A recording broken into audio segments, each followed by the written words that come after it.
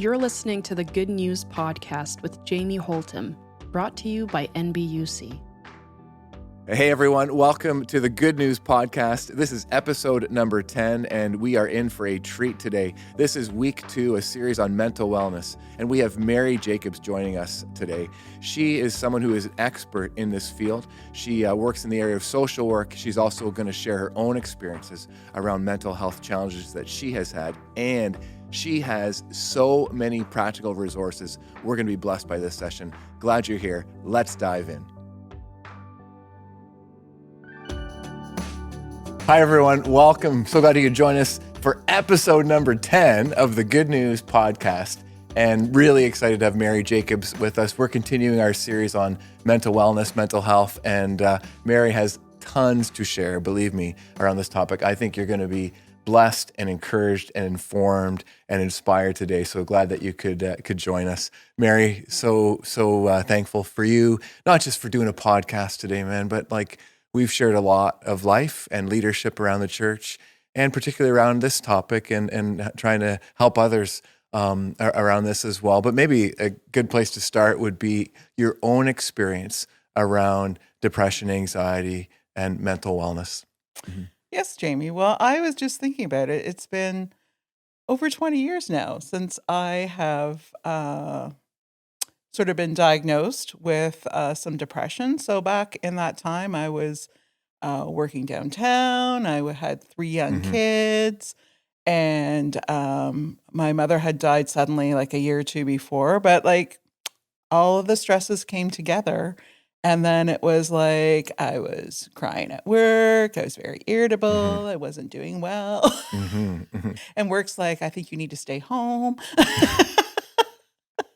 So, I think about that journey and how far I've come in terms of understanding and the information I know about mental health. Because then once I figured out my own, life in terms of, some counseling, taking some medication, de-stressing my life, learning how to cope well, then I really gained a real passion around when I'm helping people that if I can see those symptoms, it's what can I do to help you? How does that look? So I ended up taking a job from downtown to locally here in Brampton so I could take care of my family better and have fewer hours on the road. And ended up working with Ontario Works clients who I think a lot of them often struggle with those same issues.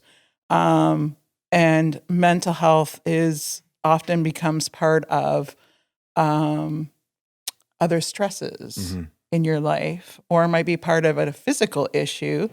You're not able to physically do labor anymore and you don't have an education. So how do you move forward?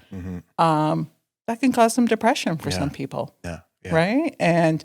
But we forget that depression actually is just as physical as some of our physical ailments, but we don't like to talk about them.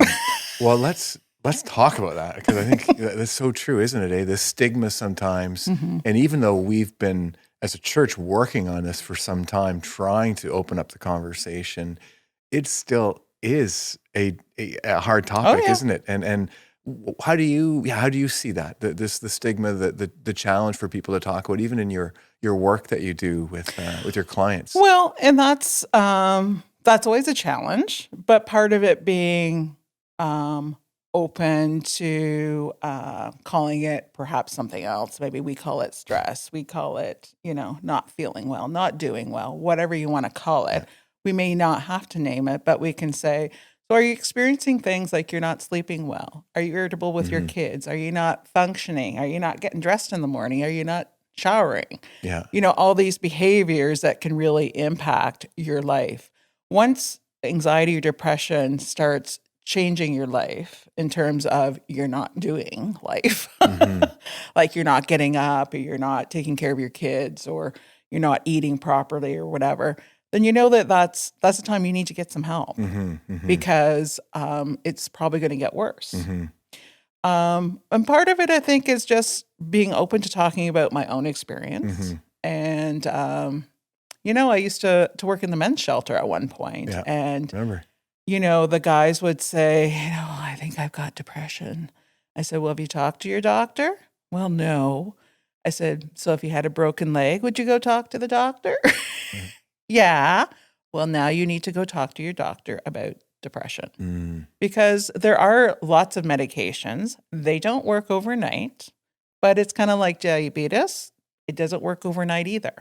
So sometimes there's a bit of playing around with medication. There are different medications. It's always, you have to work with your doctor on that pieces. But it can be frustrating. And of course, you're still not feeling well immediately. And so sometimes that is a challenge, but part of that's about giving hope to people. You can do this. Yeah. And part of that being and that's what I talk to a lot about clients, like you have to give things a chance, try doing this. And a big thing can be about self-care. So it may not be a big issue. It may be just see if you can get a bed by 10 o'clock every day. Yeah. And have a shower. Yeah. Like it's about making small goals in terms of, right. So success can be, it's about making progress. And so, because, how long did it take you to get there? It's not going to fix itself overnight. Yeah. But people just need to know they have hope. Yeah. And so whatever that looks like. And, so for some of my clients, I'll say, I'm going to call you in a week and see how things are going. Yeah. You decide whatever you do. What goal you're going to set and see how that goes. And so sometimes that really helps people to know someone's going to check in on them. And, and that's what I do in my own life. Yeah. Is Cares enough to check in, eh? Cares enough to check in and that they have someone. Because often people are quite isolated, especially now with COVID. Yeah. People aren't going out. They're afraid. They're, overwhelmed. They don't want their kids to get sick. There's online schooling. So there's a lot of impacts going on at home, but you still have to take care of you or you can't take care of anyone else. Yeah. Right? Yeah. So sometimes that might mean, you got to park the kids for an hour on the TV Yeah. while you meditate, go for a walk, whatever it needs to be, keeping the kids safe, of course. But finding those little things to do for yourself. Because often it's about the little things that you take time for yourself. Yeah. Maybe it is only 5 minutes, but you took 5 minutes just for you to either meditate or take care of yourself in whatever way. Maybe you're journaling. Maybe you're making a gratitude journal.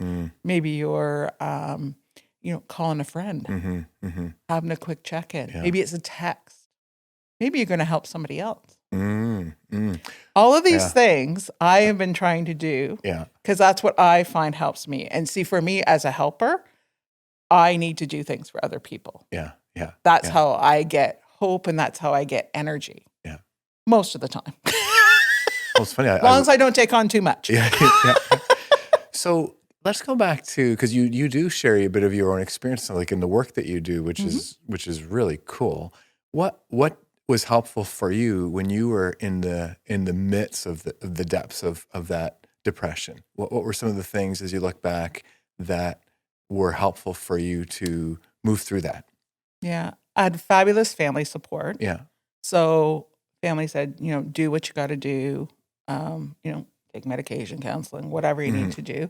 I mean, I think that's a big thing, having a support network, whatever that looks like, friends and family.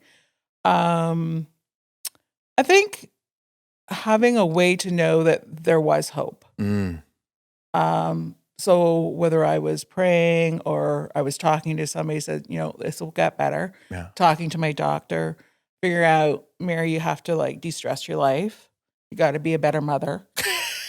Not better in that sense, but, have more time for it so you enjoy it. When you're stressing about everything, then you're not enjoying that time. And I mean, at that point, they were young, right? Yeah. They're in their 20s now. So So that decision that you made to move work to Brampton as opposed to downtown Toronto gave you more time for that. Exactly. Yeah. Exactly. De-stress, decomplicate, simplify a bit. And be part of their lives and, participate in whatever. It just gave me so much more flexibility and so much less stress in my mind because I was focusing just on my caseload and I was doing management. So it meant that I wasn't worrying about whether somebody else was showing up to do work or any of those kinds of pieces. It was, I left at 4:30 and I could leave my job at work and have my life at home. And so that's not always possible for everybody, but for me, that was a really good decision because I had, my spouse at that time, I think, was busy traveling and stuff. Yeah. So,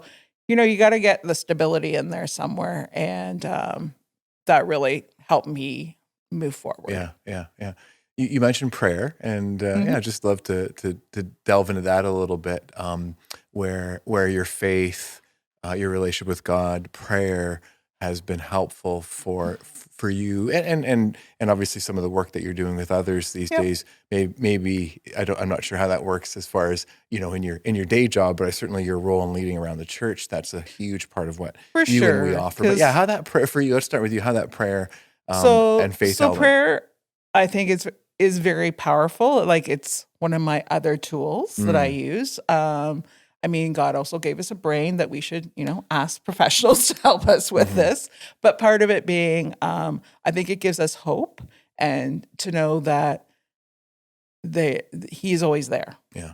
Like anytime you want to talk to him, day or night, whatever that is, you can speak to him because some people get sleepless. And so that can be a nighttime issue, right? So for myself, I think that was important. And what I do now also is I tell people I am praying for them because I think that is very powerful to know that someone else is praying for 100%, you. Yeah. So some of my follow-up might be like by text or email. So I always do that. And like when it wasn't COVID, I'd be given a big hug, but that's not possible. So a lot of virtual hugs I send. Yeah. That's great. But like I think it's just that there's someone there. Yeah. Always. Yeah. That's the key to that. And because some of us may be listening today, and they maybe are watching, and maybe thinking, okay, I want to support other people who I'm concerned about. And just those little things that you mentioned about reaching out, about not forgetting, talk about that a little bit, if you would, how people can help others who are struggling with depression and anxiety and mental health. I think the piece to remember is that people don't feel the best every time. So you might ask them for coffee and they say, I'm not so good. Mm-hmm. Keep asking. You have to keep asking. And eventually they're going to say, okay, I'm going to take you up on that. And that will be a wonderful opportunity for them to get out of the house, to, talk to another person. I think part of that is asking them, how can I help support you? Because it'll look different for different people.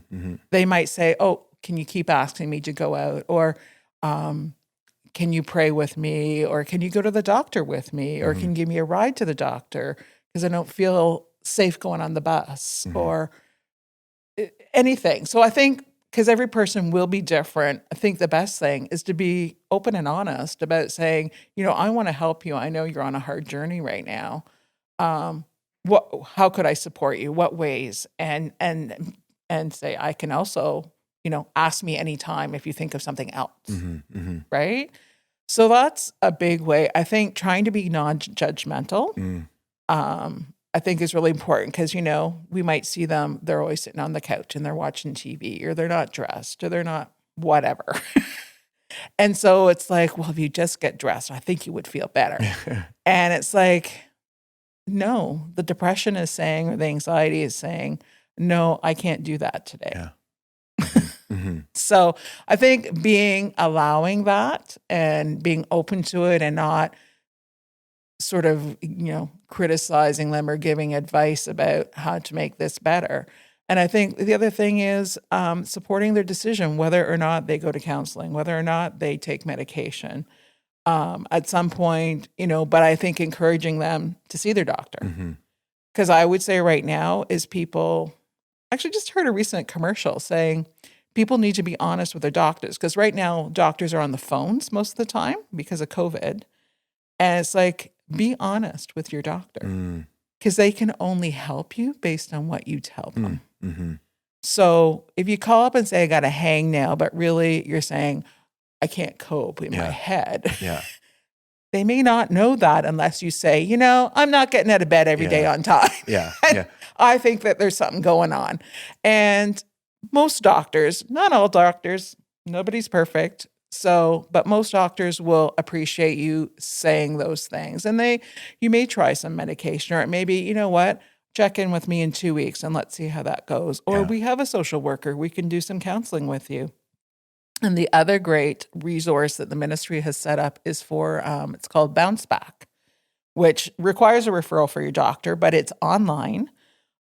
This is a wonderful resource, especially for anxiety, because they are offering you free cognitive behavioral therapy through through Zoom or whatever platform. And so you would set that arrangement up, and your doctor, and if they are concerned about anything, they're going to let your doctor know. So maybe they think the medication's not working, or, if it becomes like you're telling them I'm having suicidal thoughts, they're going to let your doctor know. Oh. So that's a really great one. Yeah. And sort of related to that is, it used to be called Big White Wall, and now it's called Together All. Kind of rhymes. But it's a peer support site. So again, and I think what they do is, so there's like chat rooms or group support, that kind of thing. But also they do a lot of artistry. So people, maybe they play music or they draw or it's a platform to share on there. So that's a great resource, like a more informal resource. And then the other exciting website, well, Anxiety Canada has some really great resources, and they have an app that you can put on your phone. Oh my goodness. Really? There's an organization, Anxiety Canada. Yes. Wow. That's cool. I mean, cool because it's so prevalent, and what a great resource for people who are listening. And they actually have an app. Okay. And what is that on the app? What is it? So it's going to do some kind of cognitive behavioral therapy, because really anxiety, the best treatment for it is really changing your thought. Yeah. It's a little different than depression. It doesn't react so well to medication, but if you're just dealing with anxiety, it helps you to change your thought processes, because that's really what's causing the anxiety. So it's really great to have those supports. So if you're, it's on your phone, you can do a little session, or you get mindfulness things. Like there's a lot of different apps. You can access a lot of resources that way if you're that kind of person. I know not everybody is. If you're older, you might not be so keen about that. So right now, a lot of resources are available by phone. Okay. So Canadian Mental Health Association has a counselor available immediately, Monday to Friday, 8:30 to 4:30. So, if you're having a bad day, feeling overwhelmed, not coping well, call them. Yeah. It's not a nighttime resource, but I mean, most people can usually figure something out during that daytime. And there's so many resources out there right now. Like if you are employed and you have an employee assistance program, most of those have free CBT, gives you access to some counseling usually for some payment of that. So there's lots of online resources, and I know we share some of them through your weekly send out. And Rolf has made an extensive list. Yeah. Rolf is our chair of our mental health initiative, but he has an extensive list, and including some stuff for children's mental health, because I know when September came and people had to decide on how they were send their children or do online, or how was that going to work with masks, and there was a lot of worry and stress, I think, for everyone.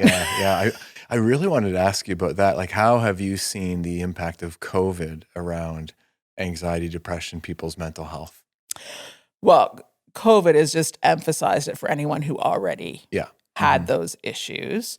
I mean, you can be introverted, but even as an introvert, you may not want to be stuck inside all the time.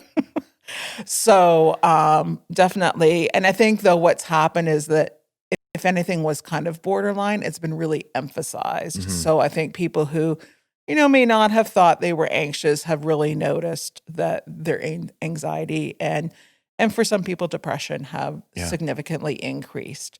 And I think it's fascinating now how the government's realizing they really need to step up and fund mental health like physical health. And that's actually a campaign that's out there right now, is that mental health is health. Yeah. They're not disattached. Yeah. So they all work as one. So, if one part is not working well, and, because for depression is around, an actual chemical imbalance. So that, it's as physical as anything else. Yeah. And anxiety is it's about our thought processes. Yeah. So that's why, oops. And sorry. And can be just as debilitating as a physical illness, right? Like for sure. Absolutely. And then often they're combined. Yeah. Like if you are struggling with some kind of health issue, frequently there's mental health and depression and anxiety comes up with that because you're worried about it. Yeah. The worry, the inner irritability, the I don't know what the future is, I don't have hope, or I don't know where to find hope. So all those pieces really go into that. Yeah, yeah. Speaking of hope, I want to maybe close with this, if we could, Mary. You through your work day to day, but also your ministry, I'll call it, at the church, like big time, you've seen, because sometimes people could be in a situation where they or a loved one, someone they're caring for, you just can't see the light. And it just seems like it's not going to be possible for change to come to. And I know, we live with these things. We learn to manage them, like that's all part of it, but just and without naming names, I say, but just any examples of where you've seen people come through and they're in a different place today because of some of the things, some of the resources that you've talked about, some of the ministry that you've done, being part of some of the groups that you've led. Yeah. Any examples of that, and don't want to protect people's, privacy and that, but we've had several people, and one gentleman that we needed to rehouse, and we got him hooked up with a housing grant, but lots of mental health as well, and he's doing really well now. And so much so he's going to, when COVID, if it lifts, is going to volunteer at another hospital in terms of helping a support group. Several people have, they've found their way, in terms of they've tried some medication, they've, got themselves into a better situation. I think that gives me hope always. Yeah. That people can do that. And I think just you have to know that it will happen. And you have to keep trying till the right combination comes together. And I never know, we were actually talking here prior to the taping, was you never know when a smile, a text, a gesture, a comment just makes somebody feel not suicidal. So the whole thing that's come out around be kind, it is so true. Be kind. Think whether, what positive thing can you say to somebody, even if it may be impacting you negatively. Maybe you're waiting longer in the line. Maybe it's impacting you moving along, but will one more minute really change the world for you? Having that patience and just, give a smile, help someone out in whatever little way it might be. Because that's, for me, because I'm a helper.